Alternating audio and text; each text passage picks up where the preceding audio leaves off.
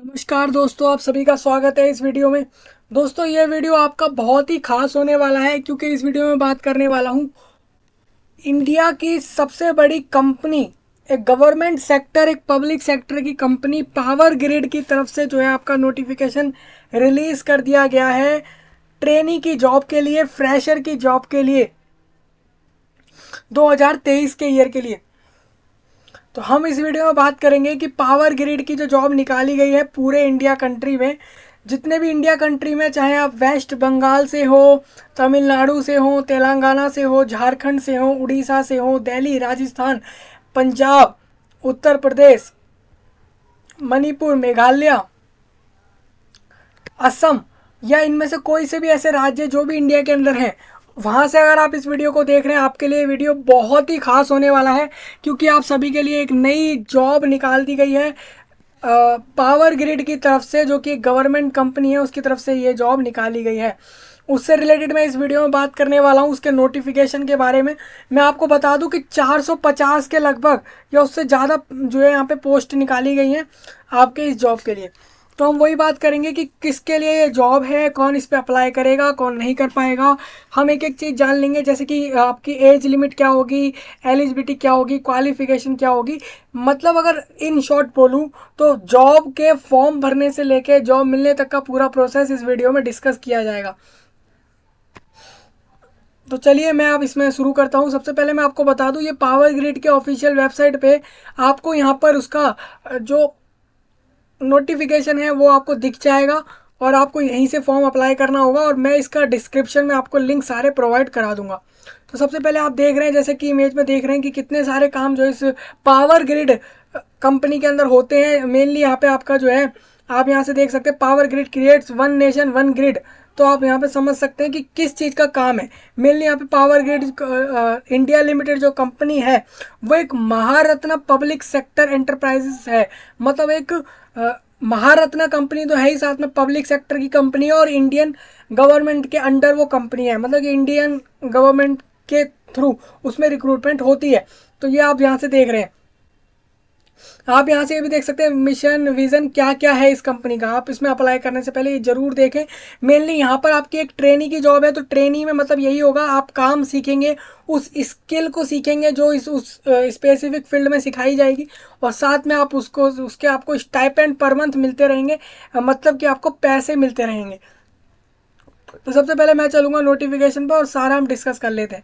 सबसे पहले ये देखिए, ये आपका 1 सितंबर को नोटिफिकेशन रिलीज हुआ है और इसमें आपको बोला गया रिक्रूटमेंट ऑफ डिप्लोमा ट्रेनी, जो कि इलेक्ट्रिकल, सिविल और इलेक्ट्रॉनिक्स, इन तीन फील्ड्स के रिलेटेड इंजीनियर्स को लिया जा रहा है। अगर ऐसे कैंडिडेट जो इलेक्ट्रिकल इंजीनियरिंग, सिविल और इलेक्ट्रॉनिक्स के फील्ड से आते हैं तो वो अप्लाई कर सकते हैं। और मैंने आपको बता दिया, मिनिस्ट्री ऑफ पावर के अंदर आती है कंपनी आपकी, गवर्नमेंट ऑफ इंडिया में, और is engage in power transmission business with a mandate for planning, coordination, supervision and control over complete inter state transmission system. और यहाँ पे आप देखेंगे तो ये पावर ग्रिड जो है कंपनी, ये अभी जो है आपके 1,76,109 CKM ट्रांसमिशन लाइन जो है उसको ऑपरेट कर रही है, अलोंग विद 275 सब स्टेशन है इस पावर ग्रिड के 31 जुलाई 2023 तक पूरे कंट्री में। And wheels about 50% of total power generated in the country through it's transmission network. Power grid also own and operate around approximately 82,294 kilometres of telecom network भी इनका हो चुका है।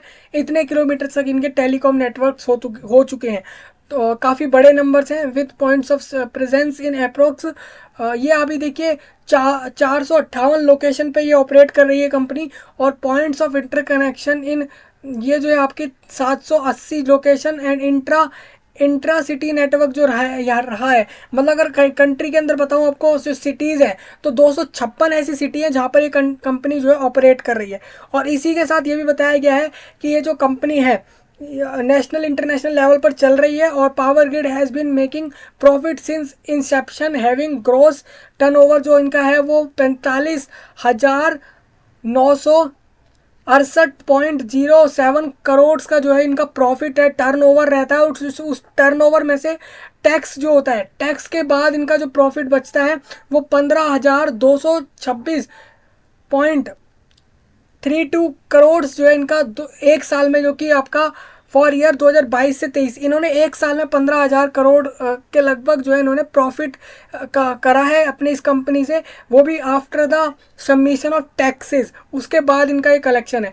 Requires bright committed and energetic diploma in engineers to be inducted as diploma trainees DT in electrical civil and electronics discipline. मतलब आपको बोल रहा हूँ मैं यहाँ पे डीटी मतलब हो जाएगा डिप्लोमा ट्रेनीज को लिया जा रहा है। यहाँ पर पावर ग्रिड चाह रही है कि जो भी डिप्लोमा करे हुए बैठे हुए इंजीनियर्स हैं वो एक ट्रेनी के तौर पर अप्लाई करें, ट्रेनी की पोस्ट करे, जो कि अगर उन्होंने डिप्लोमा इलेक्ट्रिकल में करा है, सिविल में करा है, इलेक्ट्रॉनिक्स में करा है, तो इन तीनों के लिए रिलेटेड वो लोग अप्लाई कर सकते हैं इधर।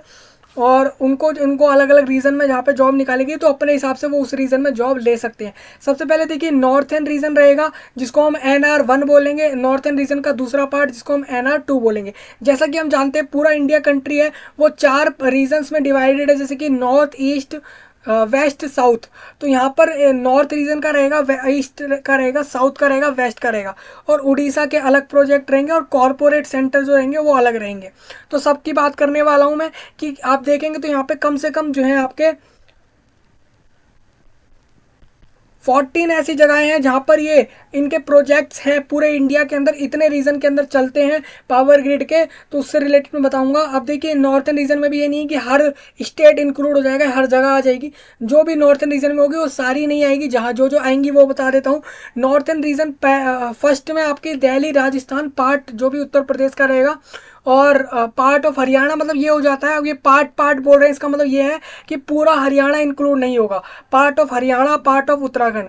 नेक्स्ट यहाँ पे आता है northern region second, Himachal Pradesh, Punjab, part of Haryana, UT of यानी कि union territory of Jammu and Kashmir, and union territory of Ladakh, union territory of Chandigarh. तो इतनी चीज़ें आएंगी। और जहाँ पर भी पार्ट लिखा है तो पूरा स्टेट इंक्लूड नहीं होगा। तो नॉर्थर्न रीजन के 3 जगहों, 3 तरह के अलग अलग रीजन वाइज डिवाइड करा गया है, तो जिसमें आपका पार्ट ऑफ उत्तराखंड और बाकी सारी चीज़ें आ जाएंगी। मध्य प्रदेश के अंदर भी वैकेंसी रहेंगी। तो जो भी कैंडिडेट अपने राज्य का नाम यहाँ देख पा रहे हैं तो वो जरूर अपने वहीं के वहीं जॉब कर सकते हैं। मैं ये भी अभी बात करूँगा कि दूसरे स्टेट वाले कैंडिडेट्स और दूसरे स्टेट वाले कैंडिडेट अगर उनके स्टेट का नाम यहाँ नहीं है तो क्या वो लोग अपने स्टेट दूसरे स्टेट के लिए अप्लाई कर सकते हैं नहीं, उसके बारे में डिस्कस करूँगा। सबसे पहले आप ईस्टर्न रीजन में आपका बिहार, झारखंड आएगा, वेस्ट बंगाल एंड सिक्किम आ जाएगा। नॉर्थ ईस्ट के अंदर, अब नॉर्थ ईस्ट जो रहेगा उसमें आपका AP यानी अरुणाचल प्रदेश, असम, मणिपुर और इस तरीके से रहेगा। तो सारे रीजन आप चेक कर लेना। जिसका नाम नहीं है उसके बारे में बात कर लेता हूँ। उड़ीसा प्रोजेक्ट जो भी रहेंगे वो उड़ीसा में चलेंगे, और कॉरपोरेट सेंटर वाले में गुरुग्राम और मानेसर, दिल्ली, इन जैसी जगहों पे कॉरपोरेट सेंटर रहेंगे पावर ग्रिड के, तो वहाँ ये काम चलेगा। जॉब स्पेसिफिकेशन की बात करता हूँ मैं, तो सबसे पहले अपर एज लिमिट यही है कि 27 साल के ऊपर वाला कैंडिडेट अप्लाई ना करे।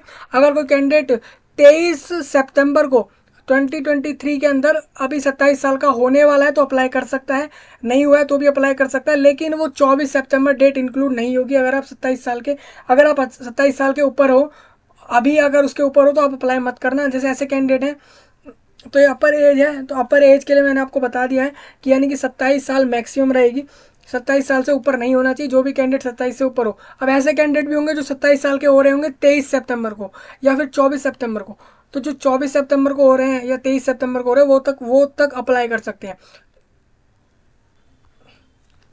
अब इंडक्शन लेवल बताए तो S1 grade after completion of 1 ear training. आपको यहाँ पे क्या होगा, इंडक्शन लेवल मतलब ये है कि आपका एक लेवल बढ़ जाएगा पावर ग्रिड में। आपको ट्रेनिंग की जो ट्रेनिंग करने के बाद 1 साल की ट्रेनिंग के तौर पर, उसके बाद आपको एक S1 ग्रेड का मान लिया जाएगा एम्प्लॉय। आप एज ए एम्प्लॉय में काम कर सकते हैं वहाँ पे, ये आपको बोला जा रहा है। तो टोटल 1 ईयर पीरियड चलेगा यहाँ पे ट्रेनिंग का। नेक्स्ट यहाँ पे ये है कि एसेंशियल क्वालिफिकेशन यही है कि full time regular 3 years diploma हो, आपका 3 साल का डिप्लोमा होना चाहिए किसी भी जो भी आपका फील्ड मांगी गई इंजीनियरिंग की उसके अंदर, किसी भी इंस्टीट्यूट से एक्सेप्ट हो जाएगा। इलेक्ट्रिकल में आप देखेंगे तो electrical power, electrical and electronics, power systems engineering, power engineering, और ये सारे आपके इलेक्ट्रिकल में रहेंगे। इनमें से कोई भी एक आपको फुलफिल करना है। सिविल में आपका सिविल इंजीनियरिंग लिया जाएगा, इलेक्ट्रॉनिक्स में आपका इलेक्ट्रॉनिक्स एंड कम्युनिकेशन लिया जाएगा, या फिर इलेक्ट्रॉनिक्स एंड टेली कम्युनिकेशन लिया जाएगा। तो इस तरीके से रहेगा। मिनिमम मार्क्स यहाँ पे आपको बताया तो आपके जो भी आपके डिप्लोमा के टाइम पे मार्कशीट रही होगी उसमें आपके अगर 70% मार्क्स हैं या उससे अबव हैं तो आप यहाँ पे इसके लिए एलिजिबल हो जाएंगे मार्क्स के हिसाब से। हायर टेक्निकल क्वालिफिकेशन लाइक जैसे कि आपकी बीटेक है, पी है, एमटेक है, एमई है, एक्सेट्रा है, विद और विदाउट डिप्लोमा, डिप्लोमा के साथ हो भले ही या डिप्लोमा के बिना हो, इज नॉट अलाउड, वो अलाउड नहीं होंगे। Qualification acquired through distance mode will not be consider, यानी जिन्होंने डिस्टेंस लर्निंग करी है वो कैंडिडेट्स, और वो कैंडिडेट जिन्होंने डिप्लोमा करा हुआ है लेकिन उन्होंने साथ में बीई बीटेक ये सब करे हुए हैं, तो वो लोग याद रखें, तो उनको सिर्फ डिप्लोमा वाली ही चीज़ वैलिड मानी जाएगी। जैसे कोई कैंडिडेट है बैचलर ऑफ टेक्नोलॉजी कराया है उसने, सिविल इंजीनियरिंग में कर लिया और साथ में उसने उसमें डिप्लोमा भी कर लिया है, तो वो एक्सेप्ट नहीं होगा, सिर्फ डिप्लोमा वाले एक्सेप्ट होंगे। अब रीज़न, अब मैं यहाँ पे बात करूँगा रीज़न, और यहाँ पर किस रीज़न में किस पोस्ट पर कितनी वैकेंसी हैं और वो कैटेगरी वाइज हम समझ लेंगे। सबसे पहले नॉर्थन रीजन का जो पहला पार्ट था आप अपनी जगह से देख लेंगे ऊपर टेबल में, जो भी नॉर्थन रीजन में आ रहे हैं पहले पार्ट में, वहाँ पर आपको वहाँ पे किसकी ज़रूरत है, एक तो आपका डबल ई की ज़रूरत है। डबल, अब मैं आपको क्लियर कर देता हूँ, इलेक्ट्रिकल के लिए हम डबल ई यूज़ करेंगे और इलेक्ट्रॉनिक्स के लिए हम ई सी यूज़ करेंगे, और सी हम सिविल के लिए यूज़ करेंगे। सबसे पहले आप डबल ई जो है वो इलेक्ट्रिकल हो जाएगा। इलेक्ट्रिकल के लिए हम डबल ई यूज़ कर रहे हैं।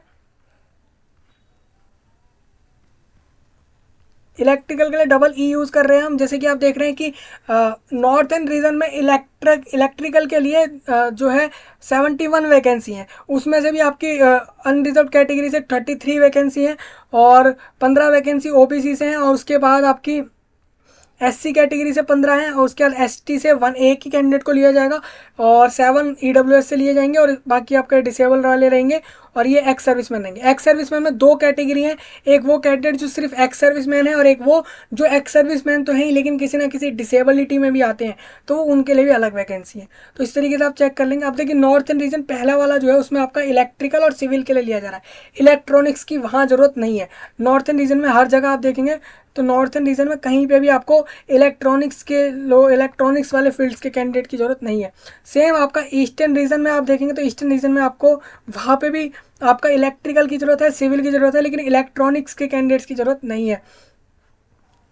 नॉर्थ ईस्ट रीजन की बात करता हूँ, जो नॉर्थ और ईस्ट दोनों रीजन इंटरमीडिएट के साथ है, उन दोनों वाले जो जगहों के साथ मिलके जो प्रोजेक्ट चलने वाले हैं उन जगहों पे, तो वहाँ पर आपकी इलेक्ट्रिकल, इलेक्ट्रॉनिक्स और सिविल तीनों की ज़रूरत रहेगी। टोटल वैकेंसी वहाँ पर ये है, अनरिजर्व के लिए 12 है, मतलब टोटल 12 है, 12 में से आपकी कैटेगरी वाइज आप देखेंगे। अब सिविल में वहाँ पे 3 वैकेंसी है, उसमें भी आप अलग अलग देख लेंगे, और इलेक्ट्रॉनिक्स में वहाँ पे 2 वैकेंसी है। अब एसआर, अब साउथर्न या साउथ रीजन आप देख सकते हैं, वहाँ की भी आपको वैकेंसी इस तरीके से दिख जाएंगी। तो इस तरीके से आपकी टोटल वैकेंसी रहेंगी, और टोटल आपको बताया था 425 वैकेंसी ऐसी है। 450 जो मैंने आपको बोला था उसमें थोड़ा करेक्शन है कि 425 वैकेंसी टोटल है, ये आपकी इतनी वैकेंसी रहेंगी, ये हर जगह की मिला के।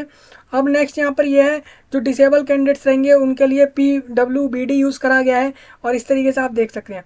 अब मैं आपको ये बता देता हूँ, जैसे कि डिप्लोमा ट्रेनिंग हमें चाहिए, जैसे कि इलेक्ट्रिकल के लिए, इलेक्ट्रिकल वालों में आप अगर देखेंगे तो आप अगर किसी डिसेबिलिटी में आते हैं तो याद रखिएगा कि आप HI में आते हो, LD में आते हो, ID में आते हो, मतलब आपका डीफ हो, हार्ड ऑफ हियरिंग हो, और ये सारे कैंडिडेट्स जो हैं वो अप्लाई कर सकते हैं इलेक्ट्रिकल के डिप्लोमा ट्रेनिंग के लिए।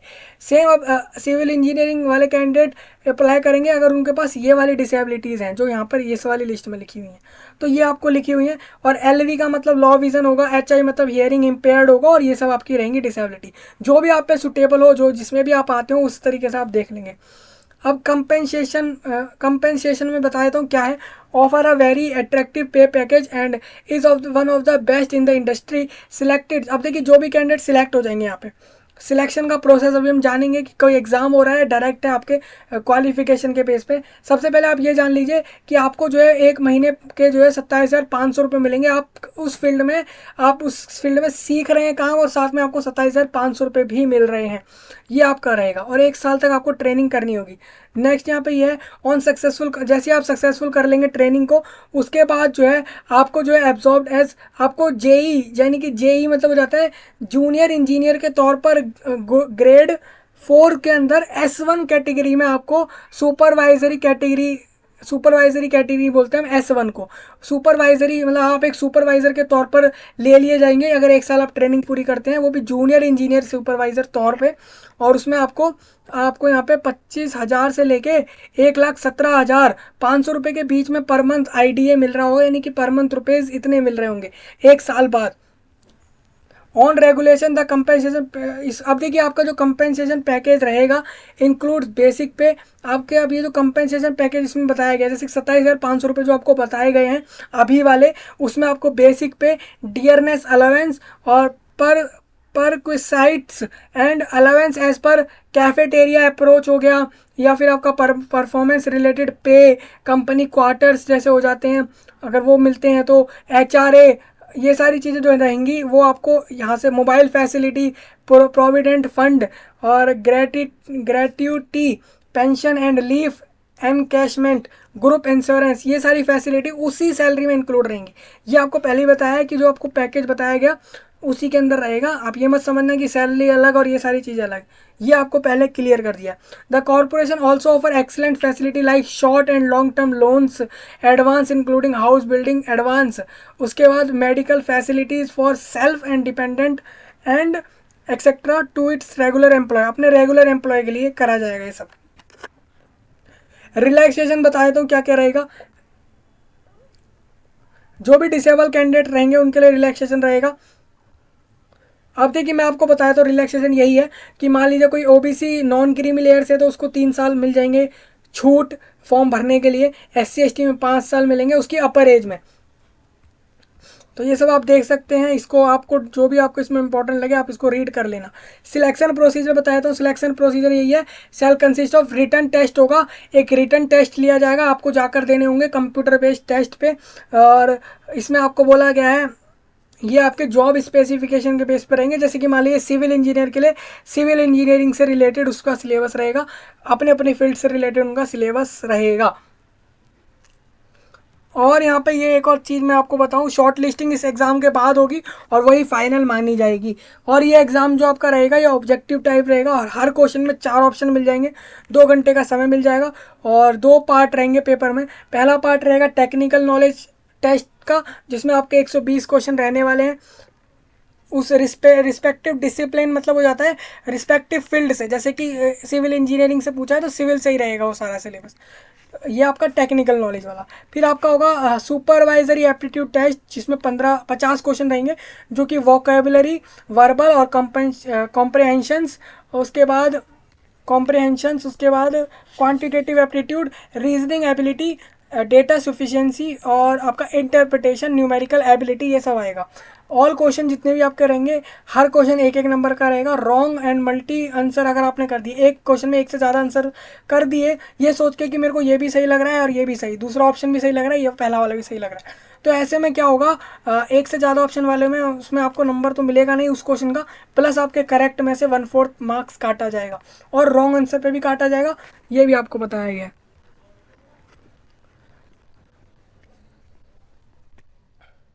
क्वालिफाइंग क्राइटेरिया ये रहेगा, मिनिमम 30% आपको हर पार्ट में लाने पड़ेंगे। जैसे पार्ट 1 का जो 120 क्वेश्चन का पार्ट है उसमें आपको 30% मार्क्स लाने पड़ेंगे, और पार्ट 2 जो कि 50 क्वेश्चन का है उसमें भी आपको 30% मार्क्स लाने पड़ेंगे। यानी कि अगर 50 क्वेश्चन पार्ट बी में जैसे आपके आ रहे थे तो 50 में से आपको 30% हो जाएगा आपका, उसका 15 क्वेश्चन करेक्ट करने होंगे, और 120 वाले में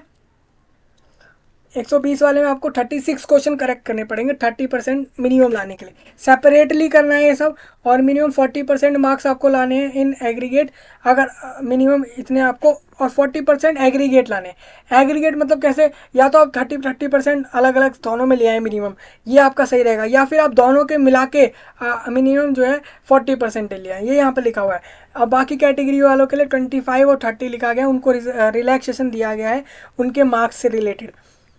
ये क्वालिफाइंग मार्क्स हैं, इतने तो आपको लाने ही पड़ेंगे, तभी आपकी आंसर शीट जो फाइनल चेक होकर आपकी मेरिट बनाई जाएगी। 300 रुपये फॉर्म के लग रहे हैं, 300 रुपये पे कर लेना आप। हाउ टू अप्लाई के लिए सबसे पहले पावर ग्रिड के ऑफिशियल वेबसाइट जैसे आपको दिखा देता हूँ, ये आपका पावर ग्रिड का ऑफिशियल वेबसाइट है, मैं इसका डिस्क्रिप्शन में लिंक ड्रॉप कर दूंगा, वहाँ से जाएंगे आप, और वहाँ से आप जाकर आप सबसे पहले ईमेल आईडी और फिर आप यहाँ पे कैप्चा फिल कर देना, या फिर आप अपना मोबाइल नंबर डाल के भी, और उसके बाद आप यहाँ पे कैप्चा डाल के फिर आप अपना OTP आपको मिल जाएगा ईमेल आईडी या मोबाइल नंबर पे, फिर आप उस तरीके से रजिस्टर्ड हो जाएंगे पावर ग्रिड पे। फिर पावर ग्रिड पे रजिस्टर्ड होने के बाद आपको फिर फॉर्म भरने जाना है। फॉर्म भरते समय आपको क्या क्या ध्यान रखना है, आपको अपना फोटो साइन जैसी चीज़ें और एक ID प्रूफ, मार्कशीट और कैटेगरी सर्टिफिकेट जैसी चीज़ें अपलोड करनी पड़ेंगी। सिर्फ इतना करेंगे फॉर्म सबमिट हो जाएगा। एंड में फीस जरूर पे करना, तभी आपका फॉर्म जो है फाइनल सबमिट हो जाएगा। तो ये पूरा प्रोसेस रहेगा। यहाँ पे आप देख सकते हैं कैसे जाना है, वो भी एक एक चीज़ दिखाई गई है कि पहले आप पावर ग्रिड के उसमें करियर सेक्शन पर जाएं, फिर जॉब अपॉर्चुनिटीज़ पर जाएं, फिर ओपनिंग्स में जाएं, फिर रिक्रूटमेंट में जाएं और इस तरीके से फॉर्म भरें। और रही बात आपकी फ़ोटो साइन के फॉर्मेट और साइज़ की, वो यहाँ लिखे हुए हैं। और आप इसके जो भी एडिट होगा इसमें जो भी कुछ, वो आप जाकर वीडियो समझ लें, वीडियो उस पर बनी हुई है।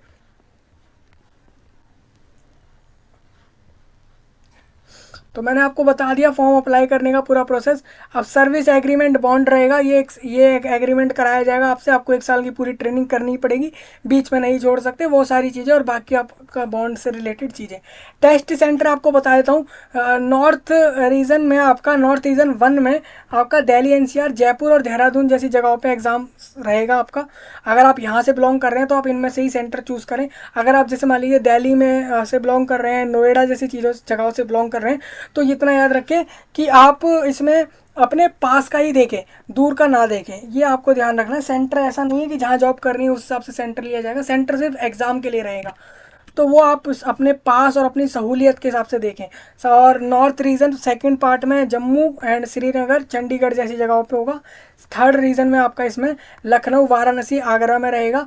और नॉर्थ ईस्ट रीजन में शिलोंग, गुवाहाटी और एक डिब्रूगढ़, इन जगहों पे होगा। पटना, रांची में आपका ईस्टर्न रीजन वाला रहेगा। ईस्टर्न रीजन में आपका कोलकाता, सेकंड वाले में सिलीगुड़ी रहेगा। और ओडिशा प्रोजेक्ट जो रहेंगे आपके, वहाँ के लिए अगर कोई कैंडिडेट अप्लाई करेगा तो भुवनेश्वर, राउरकेला जैसी जगहें रहेंगी। तो ये पूरे सेंटर हैं, पूरे सेंटर की लिस्ट दी हुई है, इसको आप चेक कर लेना। ये सेंटर चेंज भी हो सकते हैं, अगर पावर ग्रिड चाहे कि देखे कि भाई जगह नहीं हो रही उस सेंटर पे, उस जगह के सेंटर्स पे, तो वो आपके सेंटर्स को शिफ्ट कर सकती है। और आपके द्वारा चुना गया सेंटर हो सकता है कि आपको ना भी मिले और दूसरा कोई मिल जाए। तो इसमें आप डिफ़ॉल्ट भाई ये समझना कि पावर ग्रिड ने किसी ना किसी कारण से उसको बदला है। अब मैं आपको बता देता हूँ यहाँ पर एलिजिबिलिटी क्या है। दूसरे स्टेट वाले कैंडिडेट भी अप्लाई कर सकते हैं, बस इंडियन नेशनल यानी कि भारतीय नागरिक हो, साथ में उनकी 18 साल कंप्लीट हो गई हो और या फिर उससे ऊपर हो, और 27 साल से नीचे वाले कैंडिडेट अप्लाई कर दें। और बाकी अपनी एलिजिबिलिटी को देख लेना सब लोग और फिर अप्लाई करना। 425 वैकेंसी पूरे इंडिया कंट्री में है, जो भी जिसको भी लगे वो अप्लाई कर दे। कोई भी डिग्री यहाँ पे एक्सेप्ट नहीं होगी, डिप्लोमा वाले कैंडिडेट अलाउड करे जा रहे हैं। जैसे कि कोई कैंडिडेट बोल रहा है कि भाई मैं बीटेक से हूँ, बीई से हूँ, एमटेक से हूँ, एमई से हूँ, तो आप अप्लाई ना करें क्योंकि आप एलिजिबल नहीं हैं। सिर्फ डिप्लोमा वाले ही एलिजिबल हैं, और डिप्लोमा में भी सिर्फ उन्हीं फील्ड्स में जो लिखे हुए हैं। अब देखिए, अगर किसी कैंडिडेट को ये डाउट है CGPA, OGPA और ग्रेड सिस्टम वाला अपने कॉलेज और इंस्टीट्यूट के रूल्स के हिसाब से, तो वो आप इस चीज़ को रीड करें कि आपके वहाँ पे कौन सा एक्सेप्ट किया जाएगा। मतलब कि आपका CGPA रहेगा तो कैसे एक्सेप्ट होगा, ग्रेड रहेगा तो उसको CGPA में कन्वर्ट, और बाकी सारी चीज़ें यहाँ से समझेंगे आप।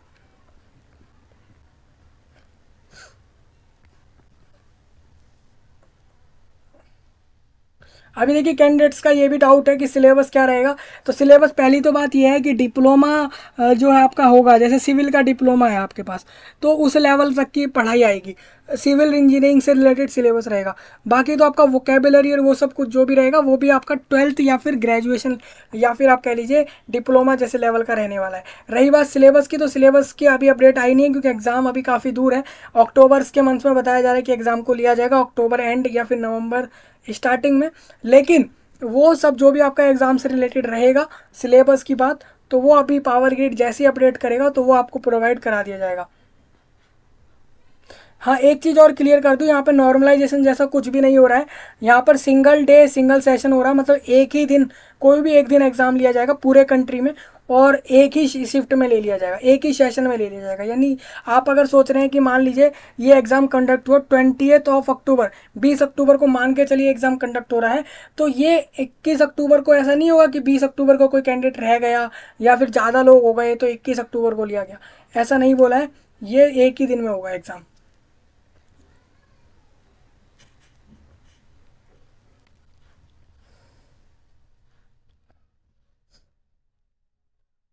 तो मैंने आपको सारा कुछ क्लियर कर दिया। इस जॉब से रिलेटेड कोई डाउट हो तो कमेंट बॉक्स में ज़रूर पूछ लें उसको, आपके जो भी डाउट हो उसको क्लियर करने की कोशिश रहेगी। मेन बात यहाँ पर यही है। डिस्क्रिप्शन में आपको एक चीज़ बताना चाहूँगा, वो यही है कि मेन जो कंक्लूजन यही आ रहा है कि डेट आपकी लास्ट जो है वो 23 सितंबर रहने वाली है, 23 सितंबर cut off date for determining eligibility.